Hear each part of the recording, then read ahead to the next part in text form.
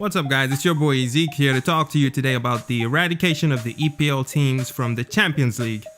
Now, as you know, yesterday on April the 18th, Atletico Madrid put out or eliminated Leicester City, the last remaining EPL team in the Champions League in the 2016-17 season, at the quarterfinal stage to advance to the semis, which is yet to be announced which teams will face each other.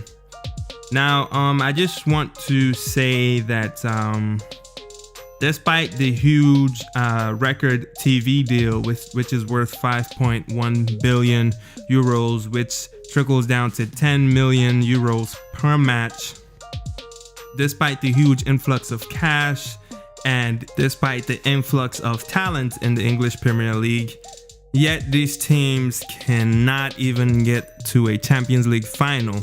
Now, even though they've made the Champions League semis twice in the last 3 years, which isn't bad, but going forward, the last time an EPL team was in a Champions League final goes all the way back to 2012 with the disgrace that was Chelsea, in my opinion, the most disgusting way you could play football. But credit to them, they pulled it off. They won against the odds and even beat Bayern in a PK shootout. But it's been 5 years, or 2017 will make it 5 years since then, that an EPL team has reached the Champions League final. And before that, it was back in 2008. So this is getting like the World Cup for the Premier League. Now, I just want to say again, despite all the money, the talent, it still isn't translating on the pitch. Look at Man U, they have the most expensive signing in Paul Pogba, yet even before they had Paul Pogba, they were still spending ridiculous sums on Juan Mata and Ander Herrera, and also Marshall, who is a good signing for the future, but yet they still couldn't make the Champions League. They still couldn't do anything significant in that aspect.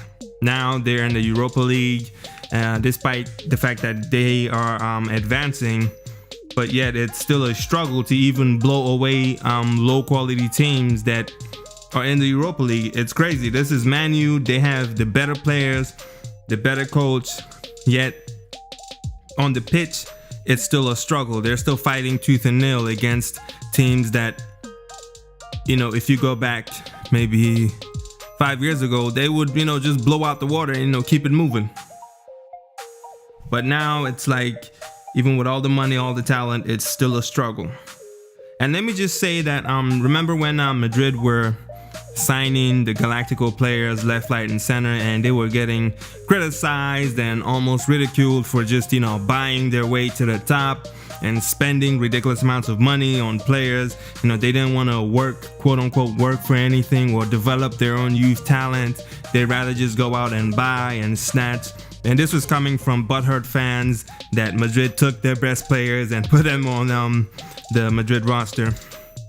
Fast forward to the David Moyes era, which saw United spend and break their own club record for most expensive transfer on Juan Mata and so much more, and so on and so forth.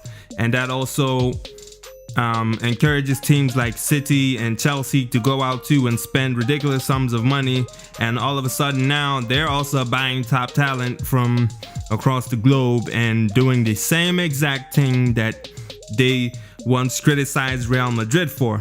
Even on the SAF, they used to spend frugally. They would never spend the amount of money that they spent on Pogba today, back when Sir Alex Ferguson was still in charge. And they criticize Madrid for the overspending. It's too much money, it's unethical, it's this, it's that. Even Wenger goes out of his way and sets the record for at the time the most expensive player in the Premier League with Mesut Ozil, even after he also once criticized Madrid for spending lots of money on players. Yet here they are doing the same exact thing, but in terms of the trophies, it's not coming, unless of course you prioritize FA Cups and Community Shields and such. During that time span, Manchester City, the Nueva Rich club that just came out of nowhere, thanks to the Qatar money. Have also won two no, scratch that, make that, I think, 3 Premier League titles since they started spending loads of cash, and loads of money was also invested in the team. So that's 3 Premier League titles in that time span since I think their first one in 2012, since Jesus Christ last walked this earth. Now, speaking on the money, I want to say that this, from what I've seen, this only inspires complacency. Because now you have players that come here, even when they say, oh, I've always wanted to play for X club, it's been a club of my dreams, you know, I've always had my heart set on this club. You know for a fact that they're also coming here for the money. They're also coming here for the paycheck increase, because they can't get this where they currently are at. They're also coming here, you know, for the money, because the EPL is the most lucrative, financially lucrative league in the entire universe. Again, you know, the players come here for the cash, they cash out and just, you know, remain at that level. I think it's very hard to still find any player that has the hunger to, you know, go succeed or go to the next level whilst they're making ridiculous amounts of cash. I mean, look at Paul Pogba. He left a Champions League team, the best team in Italy, and amongst the top 5 teams in the world, to go to a degraded Man U that is playing in the Europa League. Now, you know, financially he made a great choice, because, you know, he's earning 12-13 million per season or per year, which is like quadruple what he was earning at Juve. But in this day and age, that is a downgrade. Even though it's Man U, it is still a downgrade, because Man U today is not the Man U from 5, 6, 8 years ago. Man U has plummeted practically since Ronaldo left, and since SAF retired. They haven't been the same. So right now, Man U are a step below Juventus in my opinion, but yet Pogba still left them to go back to Man U, the club he left for free at one point. Now, you can't tell me that the money doesn't play a part in this, because I believe it does. Although 2017 is looking to shape how next season's Champions League for the Premier League teams is going to be, because now they have Jurgen Klopp, they have Antonio Conte, they have Jose Mourinho-ish, I guess. And they also have how do you pronounce his name? Pochettino with Tottenham. These are all like quality coaches, proven coaches, to the fact that even Tottenham right now are second in the Premier League table and doing well, and look set to qualify for the Champions League next season again, which I don't think they've been able to do consistently in quite some time. So I'm looking forward to the 2017-18 season for the Premier League teams, because now they have all these class coaches, and we're gonna see how they do. We're gonna see how Antonio Conte manages Chelsea, along with the Champions League schedule that's gonna be added to theirs if or when they do win the Premier League.